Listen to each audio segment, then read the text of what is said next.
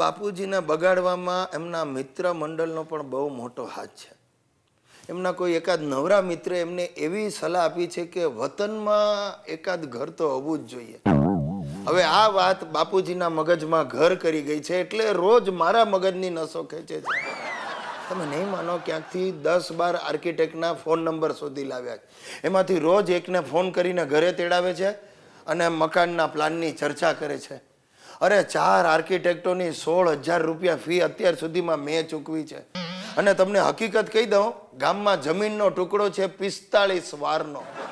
3 આર્કિટેક્ટો તો બાપુજીને એટલું સમજાવ્યા કે વડીલ, આમાં મકાન ન બને, આમાં માત્ર પાળીઓ કે સમાધિ જ બને, પણ માનવા તૈયાર નથી.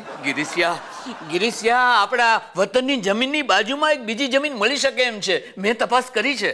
બાપુજી, જમીન તો મળે પણ એ લઈને ફાયદો શું? આપણી જમીનની એક બાજુ ઉકરડો છે ને બીજી બાજુ જનાવરોને પાણી પીવાનો હવાડો છે. આપણી જમીન જ અપશુકનિયાળ છે. કેમ? અરે કેમ શું? તમારો જન્મ ત્યાં નહોતો થયો? ચૂપ રે. તારે આ 100 વાર જમીન આપણી 45 વારની બાજુમાં લઈ લેવાની છે એટલે લઈ લે.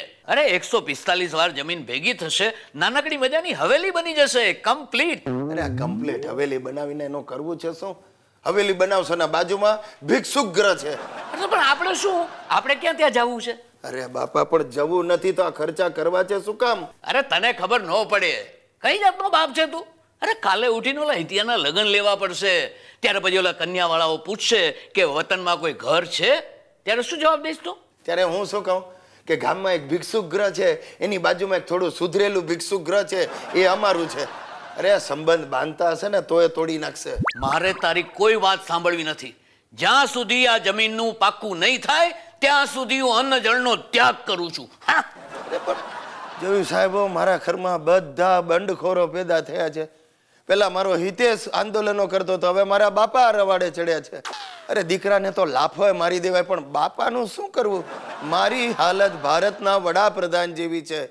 મૂંગા રહેવાનું અને જન આંદોલનથી સતત ડરતા રહેવાનું, બીજું શું? દર્શક મિત્રો, હવે તમે આ ગુજ્જુભાઈ ગિરીશ કુમાર વિશે, મારા ફેમિલી વિશે ઘણું બધું જાણો છો. મારે એક દીકરો છે, એક ફાધર છે. ફાધર તો એક જ હોય, અને એક અને અજોડ કહી શકાય એવી વાઈફ છે સુશીલા. સુશીલા મૂળ માણાવદરની.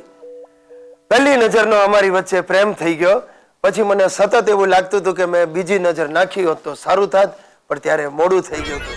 મારી ને સુશીલાની પહેલી મુલાકાત થઈ આજથી 16 વર્ષ પહેલા. તમે કોઈની રાહ જુઓ છો? હું પણ. કોની? માધુરી દીક્ષિત જેવી એક કન્યાની. નામ છે સુશીલા. સુશીલા તો હું જ છું. તમે? માધુરીને ખબર પડશે તો ભડકશે. શું કહ્યું? કાઈ નહીં. હું ગિરીશ કુમાર. તમે છો? મને એમ કે યંગ હશે. હું યંગ જ છું, 30+ ની આસપાસ. મારા માસીએ મને તમને જોવા મોકલ્યો છે. હાય હાય, તે હું કઈ ટીવી કે સિનેમા છું કે મને જોવા માટે મોકલી? કોમેડી છો. લગ્ન માટે જોવા મોકલે છે. જે આપણે એકબીજાને ઓકે કહીશું ને તો ડન. તમે શું ભણ્યા છો? MBA. એટલે MBA કરવાનો વિચાર હતો, પણ પછી BA માં 2 વર્ષ બાકી રહી ગયા. ઓહ, એટલે ફર્સ્ટ યર. એટલે એવું પણ કહી શકાય. મારા ફાધરે મને કહ્યું હતું કે છોકરાનું ભણતર નહીં, ચણતર જોવાય. ચણતર એટલે કે ગણતર. ઓહ, તો શું વિચાર છે? પહેલા તમે કહો. જેનું ચોમાસું નિષ્ફળ ગયું એને શિયાળામાં થોડો પાક થાય તો ગમે જ ને. એટલે હા?